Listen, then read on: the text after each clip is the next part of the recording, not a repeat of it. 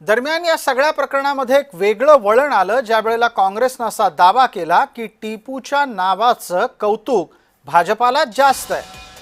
हा दावा संजय राऊत यांनी सामनातूनही केला आणि त्याच्या जोडीला हर्षवर्धन सकपाळ यांच्याकडूनही या अनुषंगाने टीका करण्यात आली। सगळा प्रकार हा मुंबई महानगरपालिकेमध्ये एका रस्त्याच्या नामकरणाशी जोडला गेलेला आहे। मुंबई महानगरपालिकेच्या अंतर्गत येणाऱ्या वॉर्ड निहाय समितीच्या अनुसार एका रस्त्याला टिपू सुलतानचं नाव देण्याचा प्रस्ताव रितू तावडे आणि अमित साटम यांच्याकडून प्रस्तावित करण्यात आला होता असा दावा होतो आहे। या अनुषंगाने टिपूच्या नावाचं भाजपलाच कौतुक आहे अशी टीका होऊ लागली आहे। भारतीय जनता पक्षाने महाराष्ट्राचा तालिबान करण्याच्या अनुषंगानं दंगे घडून आणण्याच्या अनुषंगानं कालचं एकंदरीत त्यांनी हे कालचा सर्व त्यांचा प्रयत्न होता।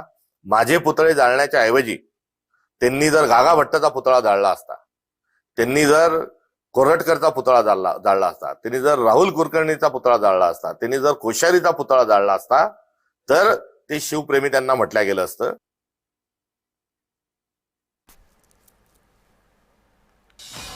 टिपू सुलतानच्या निमित्तानं सुरू असलेला वाद सध्या महाराष्ट्रात सर्वत्र गाजतोय आणि त्यामुळे इतर अनेक मुद्दे तुलनेनं मागे पडलेले आहेत।